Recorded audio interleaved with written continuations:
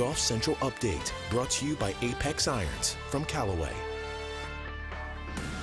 Welcome into this Golf Central update and our recap of the opening day of the WGC-Dell Technologies Match Play Championship. It took place at Austin Country Club, and my goodness, is it good to be back. Of course, the event was cancelled last year due to the COVID-19 pandemic, but they are back in Brandel's home state of Texas this year. As we welcome you in, I'm Cara Banks alongside Brandel Chambly and Mark Rolfing. And guys, there's always a lot to digest when you have so many 64 players in this match play format. It is a round-robin competition across the first 3 days, so let's show you what happened on the opening day. There are 16 groups in total. We will start by looking at the results from groups 1 to 4, Brandel, and the table is yours. Well, no upset there with Dustin Johnson and Adam Long, although Adam Long put on I think, an admirable match going against Dustin Johnson, who only missed one green. And Ryan Palmer, late stage, deep into his 40s, has said that the Ryder Cup is his goal at the end of the year, and a long way towards making the Ryder Cup. You got to play some good golf, and you got to impress the captain in some match play. I'd say both of those are check and check.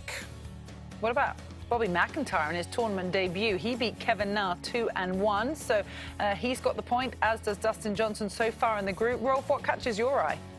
Oh, you know, the whole Kuchar, Kisner, Oosthuizen group there that have won so many matches in this thing that Justin Thomas got paired with. Oosthuizen, I thought, might beat him today, but did not happen. I love the matchup tomorrow between Justin Thomas and Kevin Kisner. It's going to be a heck of a match. Poston had Morikawa most of the day and let him get back to a tie in that match, and Billy Horschel with a close one over Homa. Okay, so that is groups 1 through 4. Let's check in now with 5 through 8, and a few more ties on this board, which means they just get the half point to be carried into whatever total each player holds by Friday. The one in the group with the most amount of points will progress to single elimination at the weekend. And you've got to think the biggest upset of all is right here at the top of our screen. Rosner beating DeChambeau 2-up. Yeah, I mean, not a lot of people, maybe Mark Rolfing to my left was talking about Rosner beating DeChambeau today. So, you know, apparently your crystal ball is, I want to know where you get it. Because I'm going to go buy one there. But Rosner did come in here having won his last outing. Not too many people knew a whole lot about him. You could say it's an upset, and you'd probably say that Bryson DeChambeau was a little bit upset at the number of putts, because Rosner made 134 feet and change of putts today. So likewise, Patrick Reed made a number of clutch putts just to get a tie from Bubba Watson there in Group 7.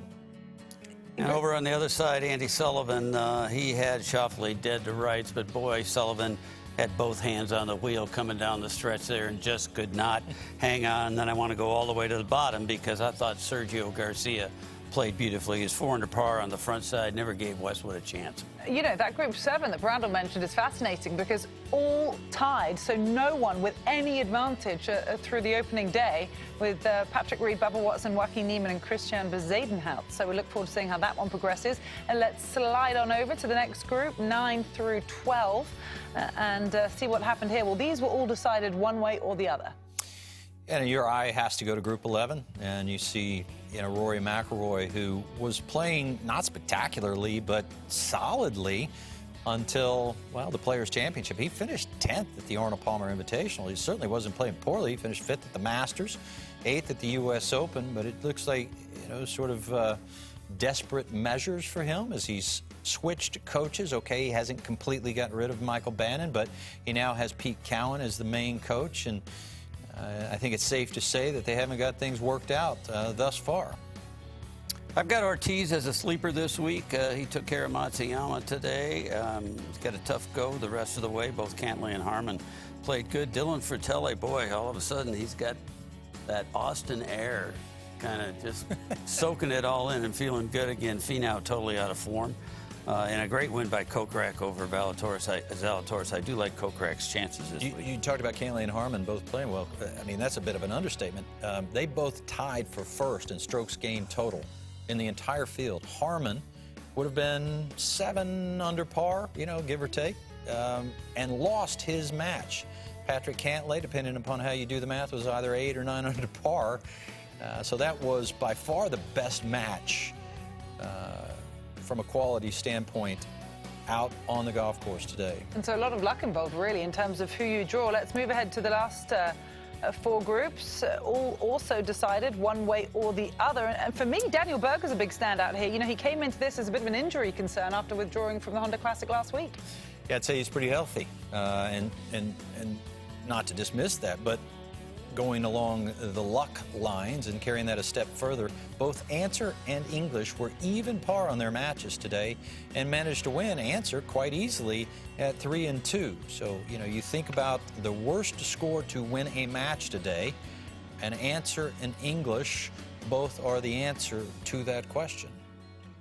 I thought Van Rooyen would give Berger a little better fight than he did. Berger played great. And then down at the bottom, you know, we've been talking about the Ryder Cup so much, and we're never mentioning Victor Perez, but don't sleep on that guy. He hit a shot at 16 today, driver off the deck, onto the green, and to hold it for an eagle, and that was the end of Mark Leishman, basically.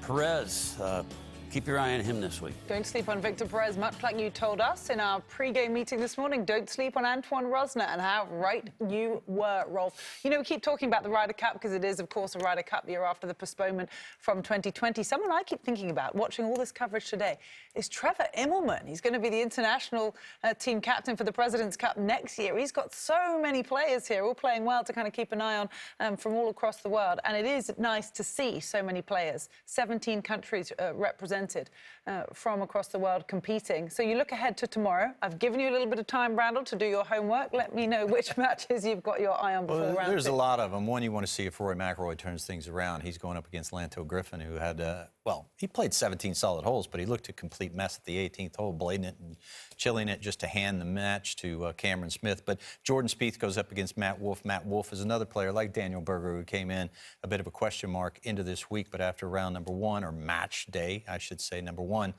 nobody hit their irons better than Matthew Wolff. Similarly, Jordan Spieth was quite stellar with his iron play. So, you know, I think of all the matches out there, you know, Rory at least gets my attention, but I'll have another eye on Spieth and Matt Wolff. I'm going to be interested to see what Justin Thomas does tomorrow. I have a sense he's going to come back and play well tomorrow, but who's he up against? Kevin Kisner. Hardly could pick a tougher guy, obviously, the defending champion, great match play player, just a total bulldog in a lot of ways. And I think that's going to be a wonderful match tomorrow. And Terrell Hatton and Sergio Garcia will be going at it, a bit of a inter-match Ryder Cup preview, so to speak. You start thinking about the stalwarts of the Ryder Cup team of Lee Westwood, and Ian Poulter, and Sergio Garcia, and Paul Casey. They're all into early or deep into their 40s. You start to look at some of the younger players, and you think, where are they going to come from? Is it going to be a Matthew Fitzpatrick? Is it going to be a Terrell Hatton? Most certainly it is going to be a Terrell Hatton. So we'll get a little bit of preview tomorrow of what we're likely to see later on this year in Wisconsin. Yeah, Tyrrell's been very humble, hasn't he, about his goals to make the Ryder Cup team, and you can't help but say, well, I think you're in. I think you're in.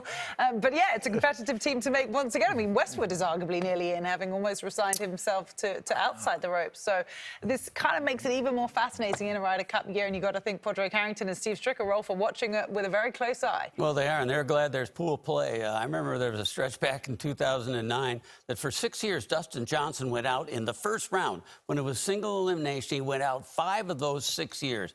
I was kind of against the whole pool play thing to begin with, but I'm glad we have it now. Yeah, we've kept hold of a lot of good players today, and we look forward to watching them tomorrow. So join us then as we enjoy the second day of the Dell Technologies Match Play.